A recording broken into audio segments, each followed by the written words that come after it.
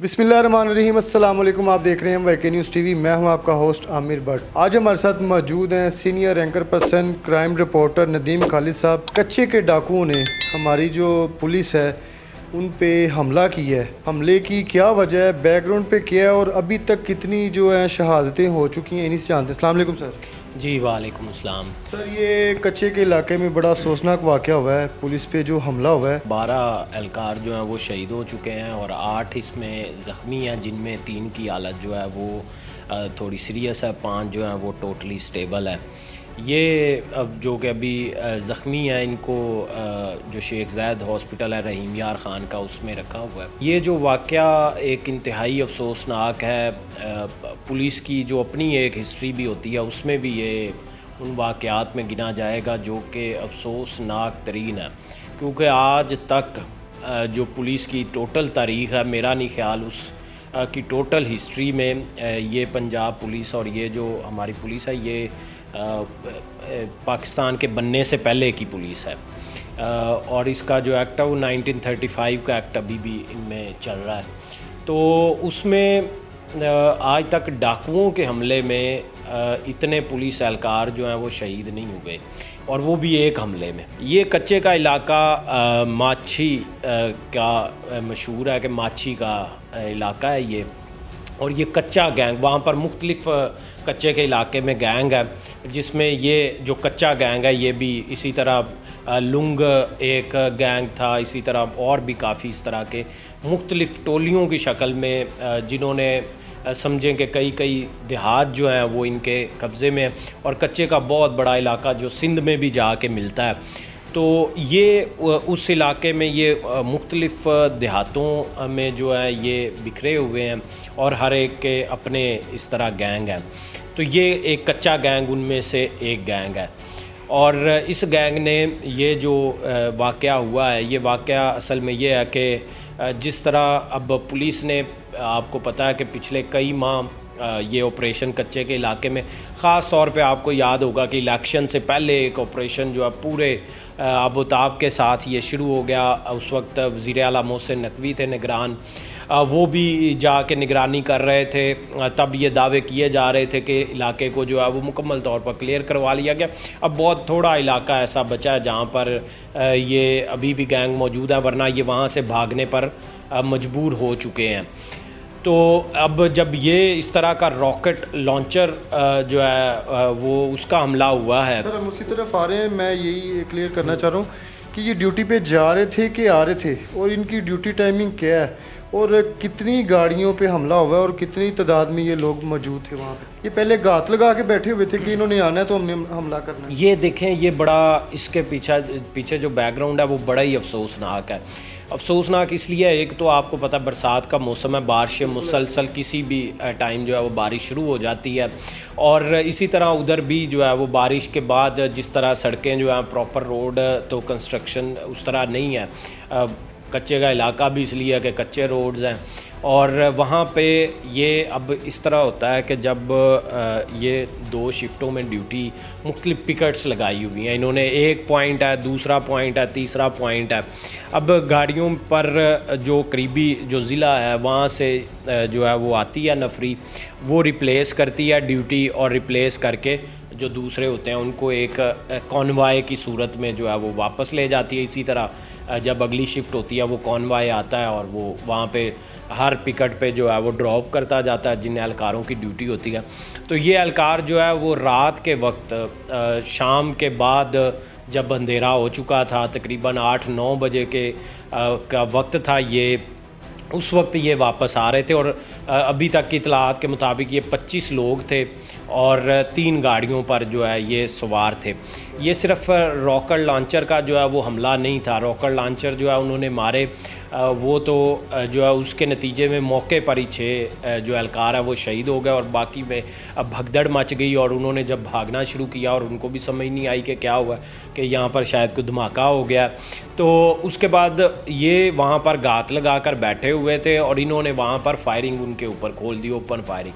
और जो अभी तक जो इतलात है, ऐसा उसमें असलहा इस्तेमाल हुआ है, इन्होंने उन पर गोलियां बरसाना, और वो जो है वो उस वक्त इस पोजीशन में भी नहीं थे कि वो अपना दिफा कर पाते।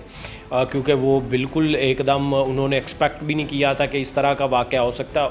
असला था, उन्होंने बाद में जो है वो जब कुछ संभले हैं कुछ जवान, तो उन्होंने जब जवाबी फायरिंग की है तो उसके बाद ये फ़रार हुए हैं, वरना शायद उनमें से कोई भी जो है वो ना बच पाता। तो उन्होंने जब फिर फायरिंग ओपन की है तो फिर ये पीछे हटने पे मजबूर हुए हैं, लेकिन इन्होंने इतना ये सख्त किस्म का हमला था कि इसमें मुसलसल ये 1.5 से 2 घंटे फायरिंग करते रहे हैं। सर इतना जदीद असला, इतनी गोलियां इनके पास इतना जदीद असला है जो आप सोच नहीं सकते। जो हमारी पुलिस के पास मुझे नहीं लगता कि आने वाले जो है वो 5-7 साल में भी वो असला होगा जो उनके पास आज असला जो मौजूदा SMGs और जो LMGs हैं उनके पास। और इसके अलावा जो गन्ने हैं वो अमेरिकन मेड जो अफ़गानिस्तान से और इधर से स्मगल होके जो गन्ने आ चुकी हैं वो जदीद तरीन जो है वो आप यहाँ से अंदाज़ा लगाएं कि रॉकेट लॉन्चर जिन्होंने रखे हुए हों, ठीक है, वो अमूमन रॉकेट लॉन्चर जो है वो किसी जो आसमान पे कोई चीज़ हो उसको कोई हेलीकॉप्टर हो कोई जहाज़ हो उसको निशाना के लिए इस्तेमाल होता है, और ये पुलिस की गाड़ियों पर इस्तेमाल कर रहे हैं। तो जिसका वाज़े पैगाम है कि रियासत को खुला चैलेंज कर रहे हैं। और हमारी रियासत जो है वो आप देखें कि कितनी बेबस होगी कि वो हर साल में कुछ 2-4 महीने ऐसे ऐलान करती है कि जी कच्चे का इलाका जो है वो क्लियर कराने के लिए ऑपरेशन, इतने अरब रुपए जो है वो लॉट कर दिए गए, ये हो गया वो हो गया। फिर उसके बाद इस तरह का कोई वाक़या होता है। आपने देखा होगा पीछे जो कच्चे का जब ये ऑपरेशन शुरू हुआ था तो क्या वजह बनी थी? उसकी वजह ये बनी थी ये यहाँ से लोगों को अगवा करके ले जा रहे थे, वहाँ पे उनके सर कलम करने की वीडियोज़ आ रही थी, नंगा करके तशद्दुद कर रहे थे, भत्ता मांग रहे थे, इस तरह के वाक़यात हो रहे थे। उस वजह से जो है वो ऑपरेशन शुरू करना पड़ा। अब जो है वो पुलिस पर एक दफ़ा दोबारा से, तो ये जब मामूल में चीज़ें हो जाती हैं तो आखिर क्या वजह है कि तब इनको जो इलाका आगे फॉरवर्ड करना होता है। बेसिकली आपकी अगर यहाँ पिकट है और आपको पता है यहाँ 40 किलोमीटर का रेडियस है, आपने उस 40 किलोमीटर पे आपकी तो हर दिन कोशिश ये होनी चाहिए ना कि आप मज़ीद मूव करें। चौड़ाई में जो है वो प्लानिंग जो है वो टोटल एरिया जब कवर करना है तो वो आपने मूव करना है। लेकिन जैसे ही अफसरान की निगाह जो है वहाँ से हटती है तो नीचे जो है वो चोर और पुलिस जो है वो शायद एक हो जाते हैं। वहाँ पर जो है इनके आपस में पुलिस जो ये तैनात है ज़िला की पुलिस, इनके आपस में भी ये भी ख़बरें कई दफ़ा सामने आ चुके हैं, इनके आपस में भी तल्लुकात, एक दूसरे के काम भी करते हैं ये लोग, इनके इस तरह के तल्लुकात हैं। अब भी जो है पिछले दिनों भी गवाह हुए लेकिन उस पर किसी ने कान नहीं धरे क्योंकि पुलिस हमारी और जगह पे बहुत मसरूफ़ है।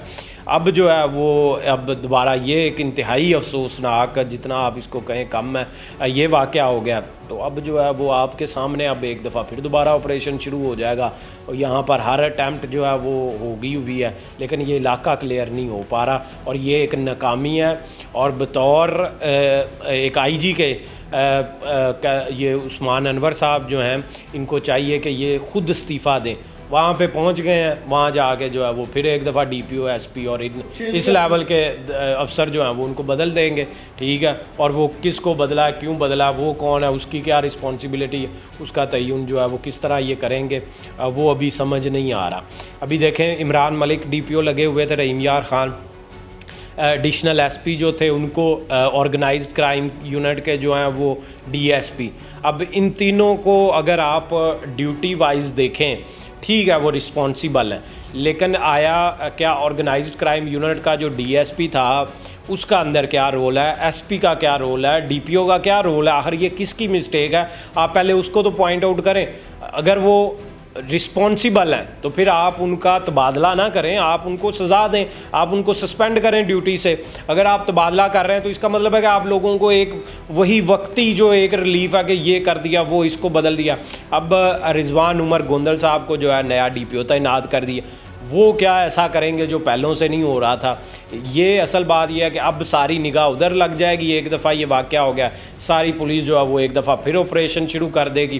वज़ीर आला पंजाब मरीम नवाज़ साहिबा ने भी कह दिया कि ये अनअवेंड नहीं जाएगा, हम इसका बदला ज़रूर लेंगे। मेरी सारी टीम जो है वो वहाँ पर पहुँच चुकी है और वो अब कुछ ना कुछ करके आएगी।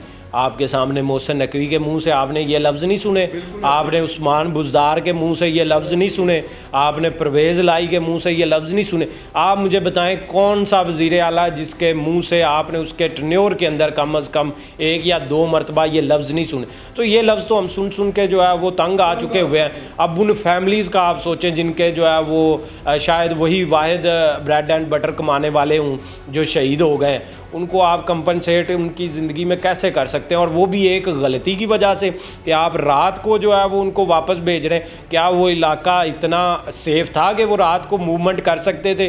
क्या वो इलाका इतना सेफ़ था उस वक्त कि उस पर ट्रैवलिंग हो सकती थी या हो ही नहीं सकती थी?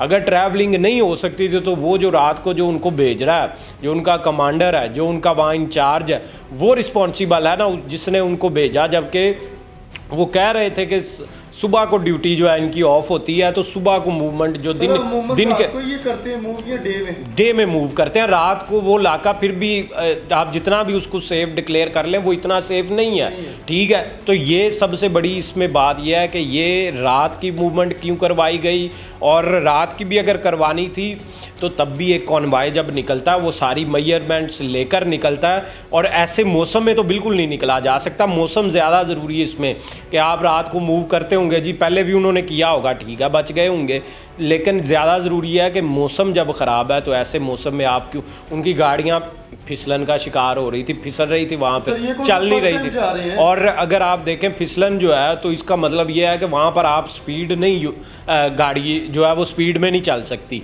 इसका मतलब है कि वहाँ पर जो स्पीड मिनिमम जो है वो 20, 25, 30 पे होगी, इससे ज़्यादा तो होगी तो गाड़ी जो ऑब्वियसली स्लिप करके कहीं पे वैसे ही एक्सीडेंट हो गए, बेचारों की मौत हो जानी थी, लेकिन आप उनकी ज़िंदगी के साथ खेल रहे थे।